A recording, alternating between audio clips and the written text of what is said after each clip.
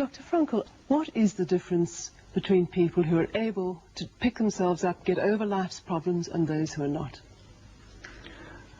The decisive factor is decision, the freedom of choice, the freedom to come up with a decision. It should be, I would like to become this way or another, in spite of conditions that should only seem to fully determine my behavior. I wish to act freely as a responsible being, which is a human being. I wish to act in accord with heredity and environment, owing what I become to them, but also, if need be, in spite of the worst conditions.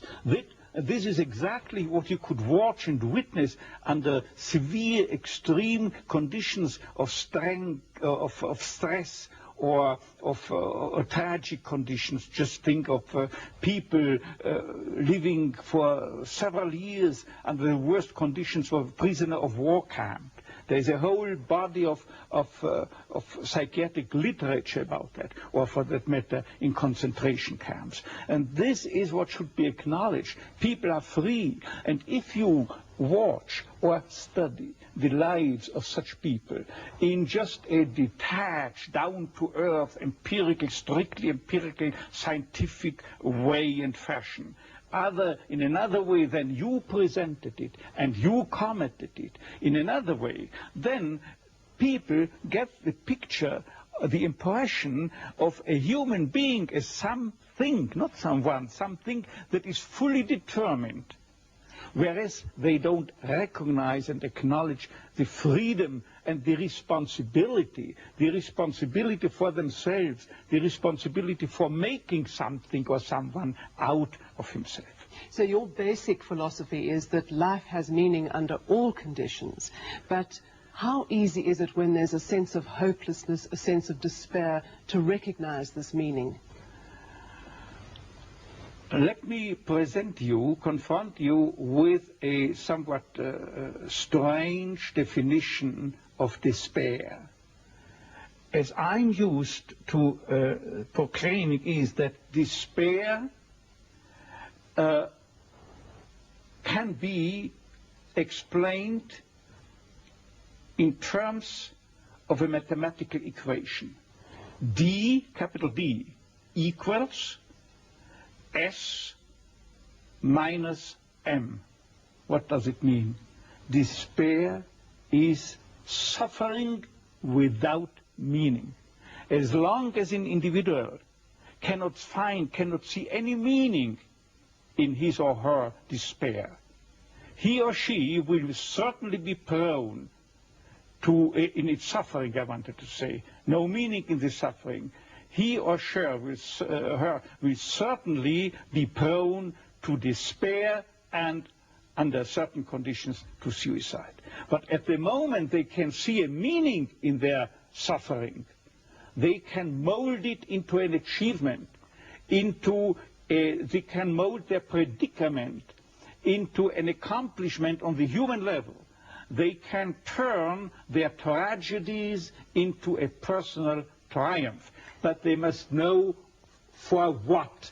What should I do with it? But if people, like so many segments of present-day society and population, cannot find any meaning whatsoever in their lives, cannot see anything meaningful, they more often than not have something to live by, or say at least enough to live by. They cannot see anything to live for. What is the answer to the question, why me? Why did this happen to me? The answer to such a question is nothing that a psychiatrist or any other type of a scientist can come up.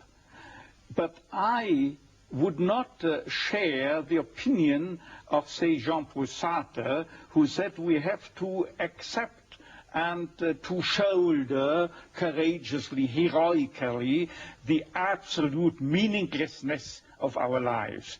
But what I think is rather that what we have to accept is the incapacity of our humanness, the incapacity to recognize the ultimate meaning in intellectual or merely rational terms. This is the only thing we have to accept.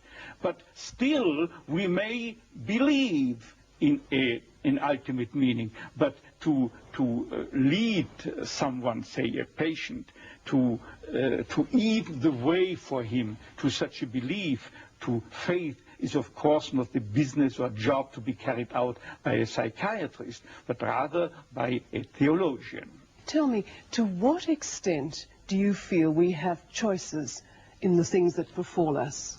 Our freedom is a finite freedom, a limited freedom. That is to say, a human being is never fully free from conditions, be they of biological or psychological or sociological kind.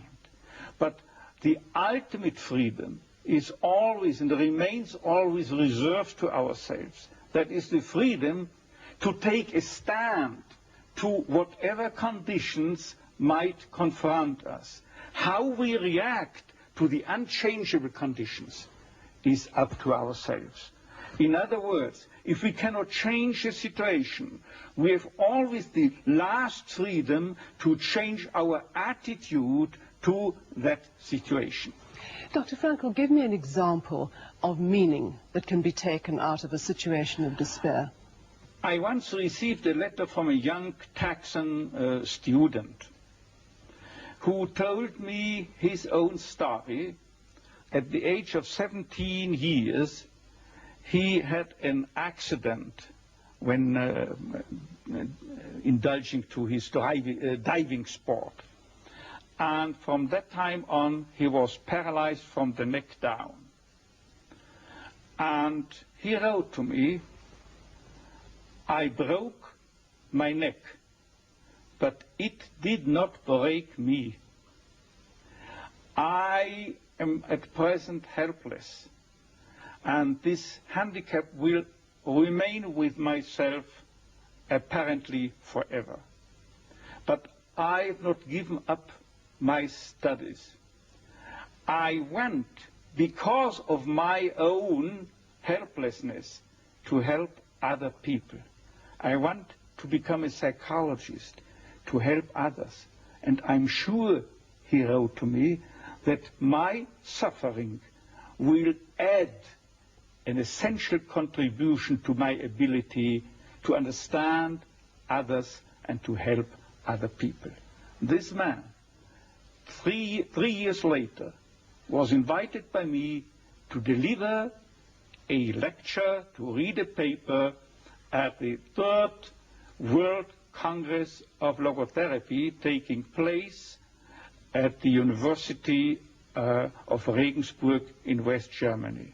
He was brought in and with his wheelchair by a plane from Texas to West Germany and delivered a lecture under the title, "The Defiant Power of the Human Spirit." The last sentence read, "I know that this is true because that man was me."